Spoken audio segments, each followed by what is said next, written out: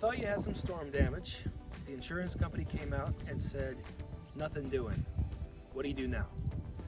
I get this question probably easily 3 or 4 times a week. It happens very, very, very commonly. It's a beautiful spring day. We're out here in front of one of our clients' houses. Very similar situation. They got turned down by their insurance carrier. They had wind damage, missing shingles all over the place. They filed a claim, didn't have a contractor out to do the inspection with the adjuster. And they got an estimate back for less than $100. So that was the result. It was $100, not even your deductible. We're not paying for anything. They called me and they said, hey, what do we do? It looks like we have wind damage and we're missing shingles. Is this right? And again, I get this question constantly, and people have no idea what to do about it. People don't understand the insurance process. They don't know what their options are, what they should do in that situation. So I want to give you two possible results from that, or 2 possible options, routes that you can go down. In this case, we have a brand new roof, beautiful Certainty Landmark Pro shingle put on here. Insurance paid for absolutely everything. Customer is crazy happy. They have a new roof. They have a great warranty. Everything's good. So that's the ideal solution. But there's 2 different routes that this can go if that's the case with your home.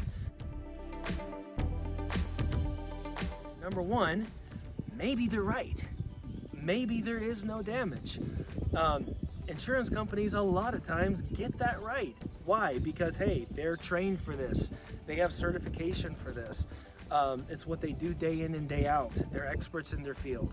So a lot of times when I get those calls, yeah, it's true.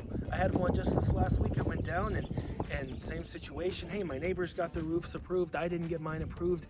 Can you help me out?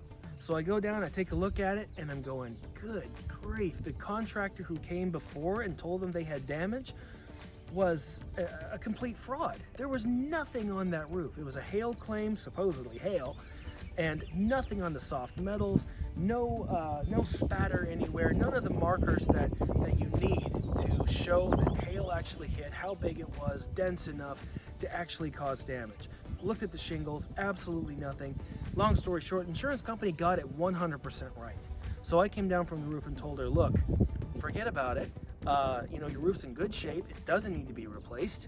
I'm not going to try to push you to replace your roof and pay out of pocket either. And you shouldn't bug your insurance company, and you got told a lie. That happens a lot. So that's one option.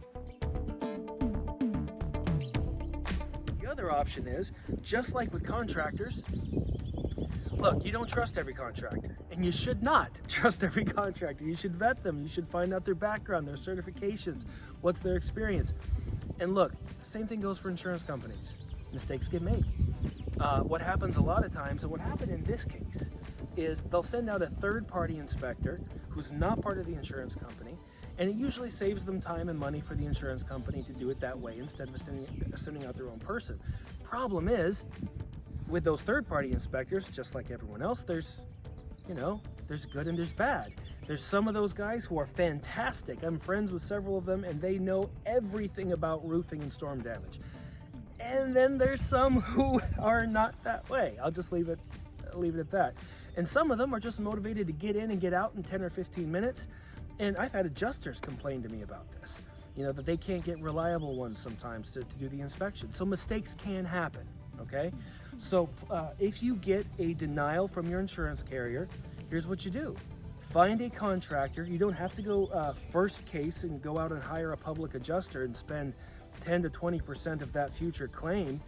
Get a Hague certified storm inspector contractor like us. We're not the only ones, but find one who has that same certification that the adjusters do. Have them prepare a detailed full report. That's what I did with this. Send it into the insurance company. Said, hey, look, I know that the third party guy said this and this, but here's all the documentation.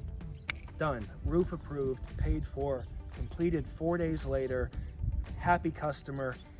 Everything went well.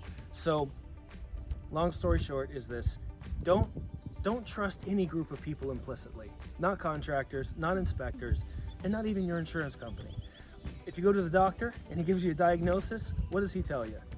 Get a second opinion, but not just from anybody, from someone who knows what they're talking about, has the background, has the experience, and can actually give you another perspective.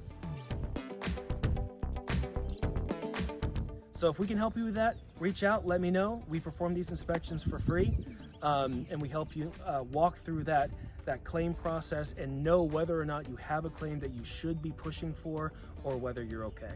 Hope that helps.